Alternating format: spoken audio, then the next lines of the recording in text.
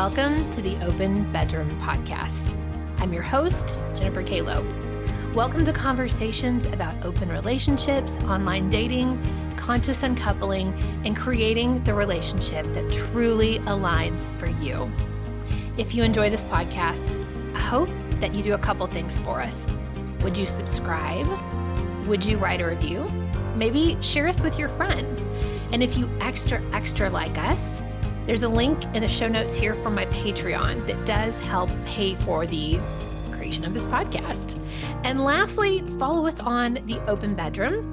We are on TikTok, Instagram, Facebook, Twitter, and YouTube. I hope you enjoy the show. Hey guys, I am going to put a warning in this episode that there is definitely adult content that should not be listened to in front of young children. And if you're at work, take a moment and go ahead and get your earbuds. Thanks. Today, we are going to talk about what it's like having an FMF and why the positioning of those letters are actually important. So, hi, I'm Jennifer. So excited to be here with you today. Have been in an open relationship for a little over, I'd say 2.5 years. And I've had a couple different combinations of being in an open relationship. The most common for Scott and I is FMF. So our dynamic, if you don't know me, is we only date women. And we only date women together up until the last month or so, where I have now ventured out on my own and started dating women one-on-one, just a little bit. But our preference is to date together. And the placement of the letters matters. So an FMF is having a threesome with female, male, female. Now the M is in the middle, meaning that the male is having sex with both females. If it was an FFM, it may just be female play with one of the females where the male doesn't touch the other female on the other side of the F. Does that make sense?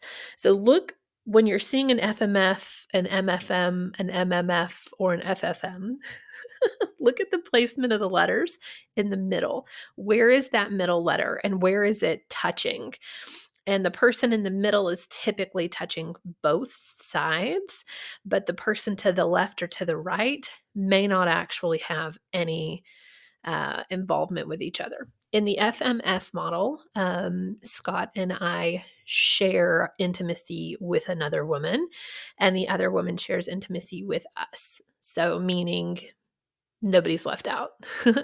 So, some of the things I wanted to talk about today is when you have an FMF, you really have to be mindful of the other partners, the other partner that's maybe not being involved or the center of involvement. So, for example, we have started dating a new woman, and she came over the other night to our house to have a cuddle, watch movie night. I'm using air quotes because we all know that that's not exactly what happened, but that's how things started. And that was the intention, was to hang out as friends and have soup and snuggle on my couch and watch a movie together, watch a show. And so the placement of where Scott and I are with the women that we see is we like to flank them. So they're in the middle. They're the focus. They're the one getting attention from two people, touch from two people, communication from two people, energy from two people. It's really, really freaking awkward if the person that you are bringing into your relationship to play with you and your partner, if they're on one side and then there's the two partners on the other side. They can't feel the energy from the other partner, right? So be mindful always of the other person that's farthest from you, if that makes sense. So, for example, on the couch, it was Scott, our new partner, and then me. And the second part that I have here is just use your intuition. So I'll talk about that night in particular because it's the most recent. And I think it gives a lot of good references to how you can just be very friendly versus how you can get real sexy real fast. So We snuggled on my couch to watch a movie. She was in the middle, and it started with nobody touching anybody. Like, we were just kind of next to each other. And your energies start to kind of meld, and you start to feel each other's energy. And then there was like a dog in between me and her, my little dog Timmy, who's a long hair golden dachshund. And he feels like a little golden retriever. He's so tiny. And we just start kind of petting the dog together. And then all of a sudden, our fingers start to intertwine. And that's the kickoff. And that's when you're like, okay, touch is okay here. So our fingers are intertwining, and then we're holding hands. And then I'm holding her hand and touching her shoulder. And Scott's doing the same thing on the other side. And we start to just kind of caress her and pet her and love on her. And then things get sexier. So use your intuition and watch for the signs of readiness. So her intention with us was not, I just want to come and have sex with you guys. It was, I want to come and I want to feel that I'm having an engaged conversation. So we talked, we had soup, we laughed, we talked about kids, we talked about whatever. And then we moved into this kind of more adult mode. And then, we're watching our show. And then physically things started to heat up. And we watched for readiness of that. If she would have just stayed not really touching us, or said like, hey, I don't want to remove any clothing or whatever, we would have stayed in that mode. But things progressed. So when you're watching for signs for readiness and clothing starts to be removed, things are going to happen. And so I'm like, how much do I want to actually divulge on this podcast episode? Let's just say fingers were moving and touching, and then we start kissing, and then we start petting, and things are happening and moving and very wet and hard, and then we moved into the bedroom. So one of the things I also want you to think about is, as you're watching for readiness of moving things forward in your FMF, or any combination of letters at this point,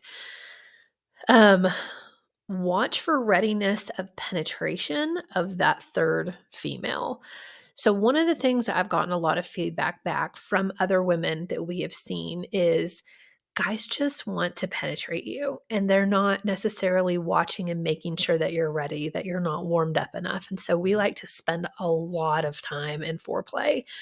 Foreplay for us started the moment she walked in through the door. And we both gave her long, warm, connective hugs. And she walked into the kitchen, and we sat her down and gave her soup and had great conversation and really connected. These are all things that for a lot of humans start flipping that switch to go. And then moving to the sofa where you're connecting physically, and then you're connecting through touch, you're connecting through kissing, you're connecting through desire, and that's being very clearly shown a lot of times physically. So, as you're checking for signs of readiness for penetration, guys, look for things like wetness. How wet is she? How does she react as I put my fingers on her genitals? So that don't be just sticking things inside of her. Start to feel around the clitoris, start to feel around her lips, start to feel, is she actually ready for some form of penetration? Then you start with your fingers, and and watch her. Make sure that she's excited and wanting and maybe even moving towards your fingers before you insert one finger inside of her and then another. You're checking for sponginess. You want the inside of the vagina to feel spongy, to feel really wet, to feel elongated. Then as you're starting to play and you're kissing more and you're touching and you're more foreplaying, and maybe you're going down on her, maybe you're doing all sorts of things, maybe she's going down on you. Once you're at the point where it's time for penetration, we always have a practice where Scott asks, he's like, Do you want this? Like, do you feel comfortable with penetration? And then, condom is put on and insertion happens, and you just go really beautifully slow. Um, so that's the way that we handle. I feel kind of embarrassed telling you guys about this, but I think it's something that nobody talks about. What's it like in an FMF? And I haven't had an MMF, so I couldn't tell you what it's like to have a guy in the room, but I can tell you what it's like to have another woman in the room and how we are very careful, cautious, creative, like aware that we are involving her completely. And it never feels like this is the production to watch Scott and I have sex. Like, that's weird, right? And so instead, we almost take the opposite approach where we're like, we're here to please you. What do you want tonight? What do you need? And a lot of times when we have a partner, she's got kids, she's got a family, she's got work, she's got so many things that she has to handle at home, that this is a wonderful, beautiful side diversion or side play or something that lets her just be herself and not have to wear the mom hat and the wife hat and the, hey, I work for XYZ hat and the whatever. And so it's for us, it's time for us to give energy and attention and touch, which we're all so craving, um, and sexiness to another person. Okay. The next thing I have on here is enjoy the view. So I know you've all watched porn. I'm sure you have. There is so much acrobatics done in porn that in the real bedroom does not actually happen. So in your fantasies, if someone's like swinging from a chandelier, someone's face sitting, someone's reverse cowgirl, someone's like, that shit is in porn. Like, that is not real. That is theatrics. So what normally happens for us in our Tempur-Pedic bed that I feel like kind of like sucks you down into it, making sex a little difficult, is we do a lot of just like M on F. So like male on female. So where I might enjoy the woman on the side and we're playing with Scott. When penetration is happening, typically Scott is one on one with me or with her, which gives you time to enjoy the view. I am such a voyeur. I love to watch. And so I like to watch from multiple angles. I might like get behind them and I might watch him penetrate her. I might lay down next to Scott and look up and watch her above him, and vice versa. Like if it's my turn and we switch, or if he's on top, like a lot of times the third is watching from different angles, or participating in some way. But typically it's just relaxing, catching your breath, and watching, which is fun. This is also a great time to like get a little snack or a drink. It's like movie time where you have your popcorn and your soda. Um, I have on here sharing is caring. I love to share my partner. I'm sure for those of you that think that this is just insane, you can't understand. But there's something that really turns me on watching Scott with someone else. I don't know how to describe it. And I love to share him. And a lot of people feel this way. That's why people get into open relationships. And typically they're coming in as swingers, and they're doing some kind of like full swap situation, same room. And so they're watching their partner enjoy having sex.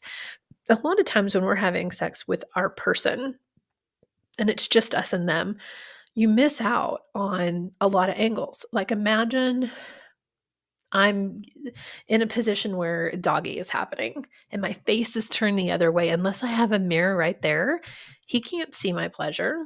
Like he can't see from different angles, right? Which, by the way, mirrors are fantastic. Go get you one off Amazon. I have a really good one. I'll put in the link in the show notes. Um, so this is a great opportunity to share and watch. Watch how your partner responds when they're feeling so much pleasure. Another thing I have that I love about FMFs is it's a multi-orgasmic experience. So we don't I said this the other day when I was in a podcast recording with someone else, and then I felt bad about it, but I don't know that I do feel bad about it. If you're gonna come into our bedroom, we want you to leave satisfied. We want you to leave having multiple orgasms. Um, this person that came to us the other day, her max was 12. She'd had 12 orgasms. My max is like 80 or something, like in one sitting. And so I was like, "Hey, wouldn't it be fun if you left with more than 12?" I think we got to 20. It's so much fun. And I think part of it is learning your partner's body. Like, it's so fun to get to learn a new body, especially woman, because every woman's pussy is different. Every woman is different. And so when you are a quick learner, like Scott and I are, and you learn what they like and you can make them come over and over and over and over and over, it kind of becomes like a game. It's a game of pleasure, a game of delight, a game of bliss. It's a game where no one actually loses. We all leave a winner. And Scott might leave a little more sore than the rest of us because he's usually the one delivering so many orgasms and he has such great stamina and like strength. He does a lot of upper body work at the gym. So that's hilarious. Anyway, I don't think I've told you guys yet because I haven't done the podcast recording that I had a night of 100 orgasms. It wasn't just me, though. We had a woman a few months ago who came over and we had the most magical night. She's ended up sleeping over, and Scott was like insatiable. It was so hot. There were, between the three of us, there were over 100 orgasms that night. And there were, I think, like 4 sex sessions. Okay, let's see. Oh my gosh, this one's my favorite. Aftercare is literal heaven. When I was a little girl, I remember riding in the back seat of my grandma's car, and she always had one of those like old Cadillac kind of cars, like the long and comfy, cozy. And I remember her saying to me, "Jennifer, there is no such thing as hell. Hell is what we create on earth." And if that's true, then we also create our heaven on earth. Aftercare is freaking heaven on earth. When everybody's done and you're exhausted and you can barely move, and ladies, our legs are shaking because we have had so many fucking orgasms, lay there together, cuddle each other. The other night, Scott went into the bathroom. He was the only one that could physically move when we were finished. And he got some like really soft hand towels and got them warm with water and sweetly washed both of us off, like every little crevice. Like he's like, if I'm gonna make a mess, I'm gonna clean it up. Cleaned it all up and then took the dry end and like dried us both off. There's something so sweet in just an act like that, that you're like, I don't feel used, I feel honored. This is like queen stuff right here. Like, I feel like a freaking queen when Scott cleans me up after sex. I love it. And then we just laid and cuddled for like 30, 45 minutes and just petted each other. There's something too that really is neat about the body when it's done having all this sex and all these orgasms. It's like everything is so alive. So every touch feels so yummy. And it's not even that that it feels sexual.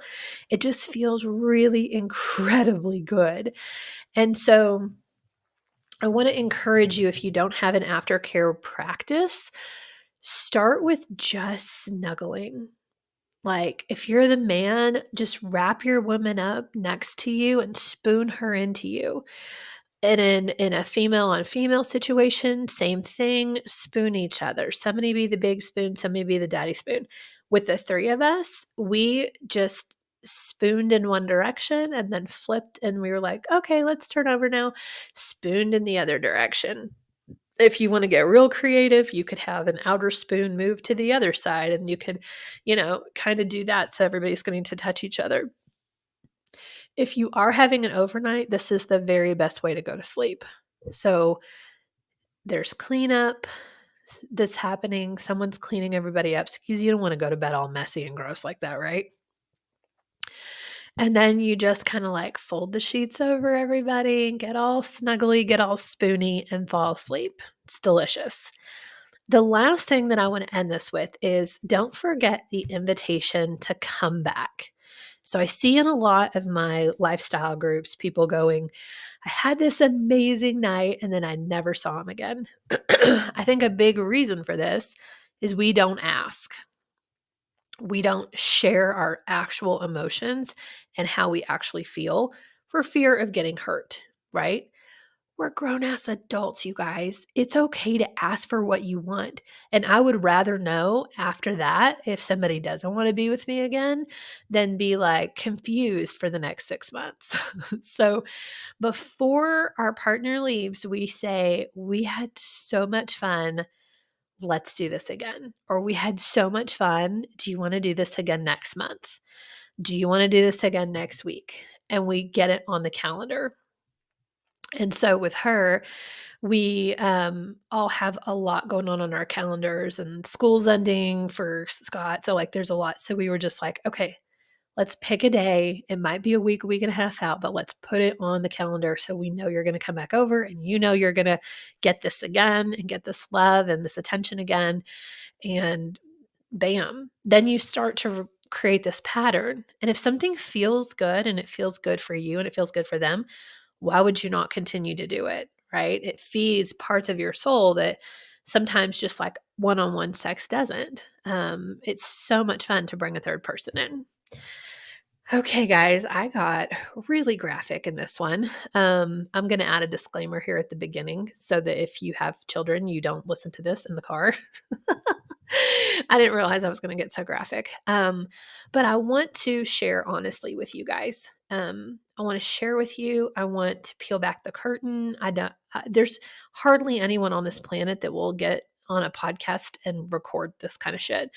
And it's needed and it's important. And I'm not here to hide who I am. I'm here to be completely honest about what happens in open relationships. And not only that, I want to be the guide for you so that you don't wreck your marriage, so that you stay together with your partner, so that you create customized blueprints for your relationship. One dynamic does not fit all. I really believe in the importance of creating a customized dynamic just for you and your partner so that when you go out into the world, you have clear direction and vision of who to attract and bring in, the kind of male or female or whoever that you want to come and that you want to share a bed with, that you want to share your partner with. So, this is an invitation as well for you to do some coaching with me. My sessions are $111 for an hour. It's super affordable, super reasonable, and at least do an introductory session and let's get to know each other. Let's see what kind of things are coming up for you. How can we make having an open relationship either happen in your life if you're interested in that? Or how can we make it streamlined, easier? The goal in open relationships is to bring you and your partner together, not you and your partner apart. And so if you're feeling tension and anxiety and jealousy and frustration with your open relationship that you already have, seek a coach, seek someone like, me or someone else in this space that can help you walk through this so much easier because it's supposed to be fun. It's supposed to be delicious. It's supposed to be incredibly sexually fulfilling. And if it's not those things for you, something's off. But don't worry, it can be back on track really easily and quickly. So, thank you for listening to this podcast episode. If you would do me a favor and share it, even if it's with one friend and it's via text message because you don't want anybody to know that you listen to this. And if you don't give a shit, then please post it publicly. My goal for 2024 is to double the size of this podcast.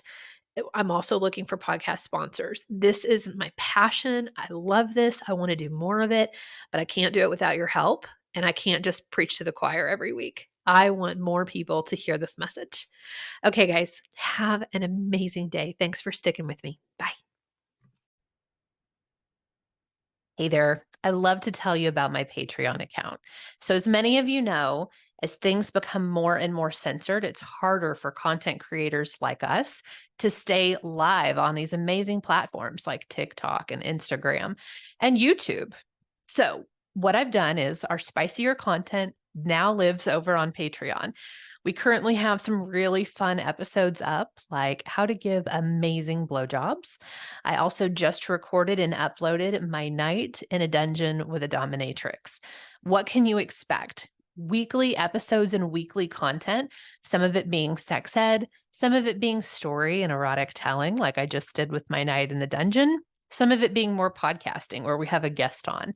So, for an entry price right now of $5 per month, you can hop into my Patreon account and check it out. Check the show notes below for more information. Hope to see you there. Bye.